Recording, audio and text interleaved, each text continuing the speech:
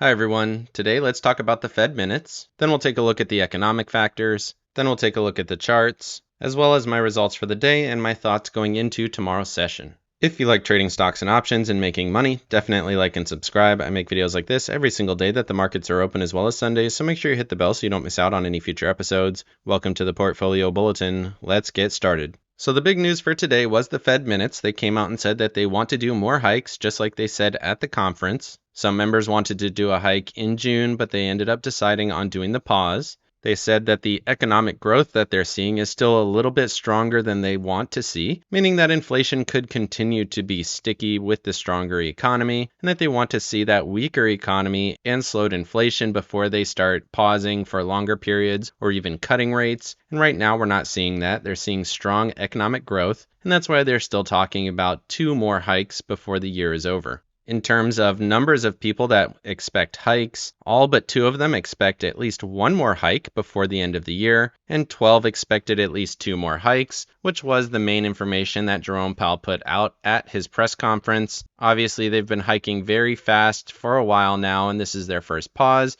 and the numbers project at least 1 hike coming in July, and probably 1 more coming in September or October. Moving over to fear and greed, you can see we are in extreme greed. We've been here for a little bit now. We were here yesterday. A week ago, we were also here. You have to go back a month before you see that greed reading. And then a year ago, we were in extreme fear. We've been talking about this for a little bit now. Extreme greed, extreme greed, extreme greed. It's pretty much across the board now. Put call ratio very low on a 5-day rolling average, indicating extreme greed. Market volatility, neutral at this point. We've talked about that as well. It's in a zone where it can stay for a while. And then in terms of safe haven demand, you can see extreme greed, junk bond ratio also in greed here. Basically across the board, there's greed in the markets and we should be cautious.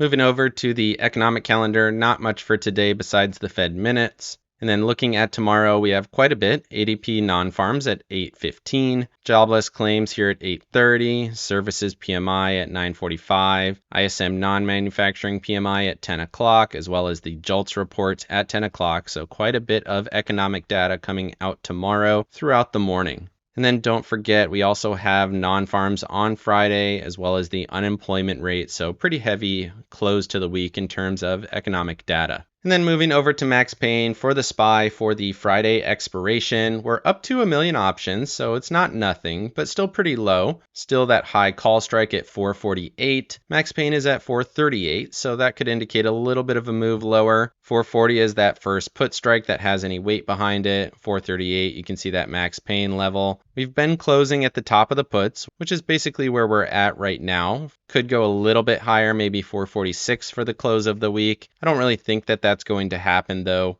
Not a ton of puts, lots of calls here, looking at those big spikes. And it does seem like we're probably going to drift towards that Max Payne for the end of week expiration. Moving over to the charts, starting off with the SPY here on the hour and the daily, you can see we are at resistance. We've had 3 days in a row of clearly sideways chop. That could obviously be upended by some nice reports tomorrow, as long as the job market continues to be healthy. And if we see some improvement on economic factors, that could potentially push us a little bit higher. But at this point, it kind of looks like a island reversal type setup. You have the gap up, 3 days consolidation at resistance. And if we gap down tomorrow, that could be pretty bearish. You can see we had weakness in the pre-market, and then we rallied right back into the same range, clearly a consolidative area, not able to break out to new highs, not getting above 445.49, and we might see some selling going into tomorrow's session in my opinion. Moving over to the Qs, it was actually a little bit stronger today than the SPY, which is interesting. The wick from today took out these previous highs, unlike the SPY.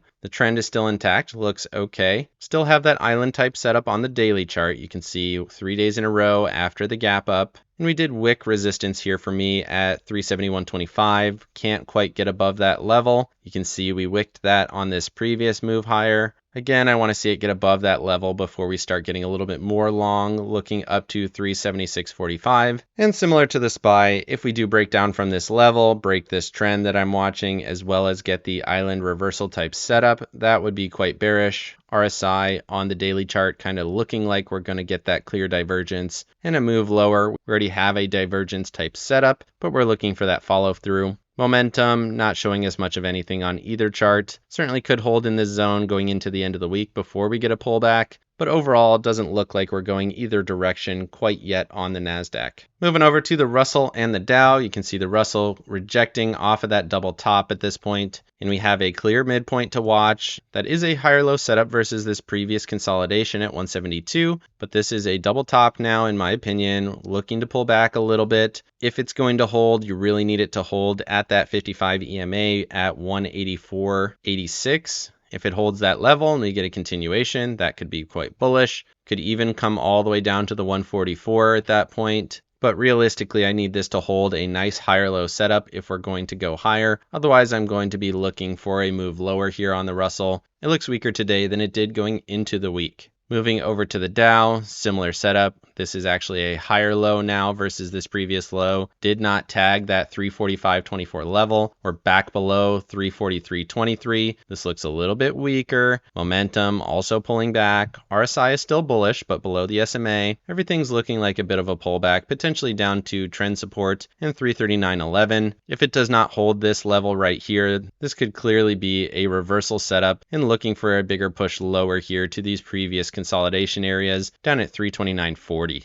Moving over to Apple and Tesla. Apple pulled all the way back to trend support, as well as the 21 EMA here on the 4-hour chart. We're still above that, 190.97, just by a few cents. You want it to hold here if this is going to hold up. Could pull back a little bit further, just like we saw here, down to the 55 EMA. Overall, trend still intact, just looks like a shorter term pullback on Apple. Tesla, on the other hand, showing some strength into the close, still looking at 302 as an upside target. We also closed above this previous high, and everything looks good here on Tesla going into tomorrow's session. Moving over to Alphabet and Meta. Both of these had a strong day today. Alphabet pushing up to the 21 EMA as well as VWAP here on the daily chart. You want to see it get it back above those levels and start to push higher if it's going to happen. RSI and momentum both look pretty bullish here on Alphabet, which is interesting. Meta continues to break out and go higher. Momentum pushing back towards bullish. Strong volume here today for Meta. And both of these look good going into tomorrow's session. Just watching that 122.92 level here on Google. Moving over to Staples and discretionary. Staples had an inside candle on the daily chart. Zooming in a little bit, you can see that better. This is typically a reversal type setup. Might be just chopping in this zone at this point. We're still holding this trend, and we've been watching that for a while now. Momentum still bullish. RSI also bullish. Volume stepping up here today, which is interesting. It's up a little bit after hours, so still looks pretty good. But we didn't get the breakout that I was looking for. I wanted to see this get above the 55 EMA at $75. Didn't quite get there. Still looks bullish, but a little bit weaker. Discretionary basically went sideways. No momentum. Volume, huge step up, but we did not see any kind of move higher, which is generally not what you would want to see. Step up in volume with no follow through typically means there might be some selling in this zone, and we might be setting up for a little bit of a pullback off of resistance. Still could push up to 174.76, but this looks a little bit weaker now today than it did yesterday as well. Moving over to transports here on the hour and the weekly. Basically went sideways on the day, pulled back a little bit to the 21 EMA. Looking at the weekly chart, you can see we're right at that high from August, waiting to see if this is going to break out fully. You want to see a close above that level for the weekly candle. Momentum and RSI are both bullish, and it does look good here on transports, but not much movement here today.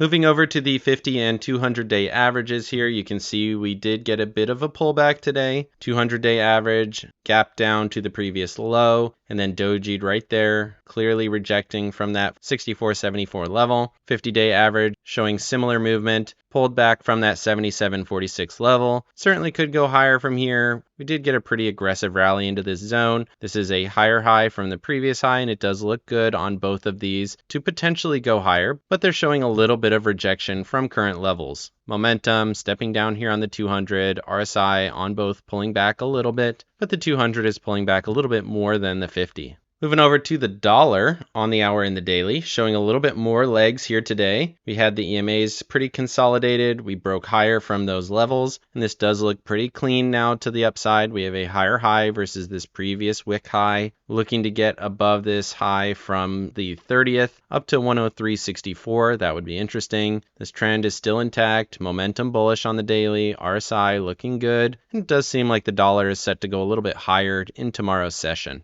Moving over to JNK and TLT, JNK gapped even lower, testing trend support here, and the 200 SMA through a wick almost to that 91 level. Overall, this looks significantly weaker, looking like a double top with that island reversal continuation lower. RSI crossing below the 50 line, momentum also bearish. We're still at trend support like I talked about, but it certainly looks weaker than it did yesterday and much weaker than we saw in the final week of June. Moving over to TLT, also got the continuation lower like we talked about, gapped through that highly traded zone and moved lower, retesting these previous lows. And at this point, I would be looking for a move down to that $100 level. Moving over to the volatility indices, MOVE index, not doing much at all. VIX, on the other hand, gapped up through a wick to these previous highs, continuing to chop in this zone. We're still below 1490, and these trends are still down. This is the first close that we got above the 21 EMA since the end of May, which is interesting. So momentum bullish, RSI looking a little bit more bullish than it has recently. And like I said, if we do get a continuation lower tomorrow off of some bad data potentially, then we could start to see the VIX spike up and stocks to move a little bit lower. This certainly seems like a consolidation and an area where we could push out of this zone and potentially back up into this 1850 or 20 level here on the VIX.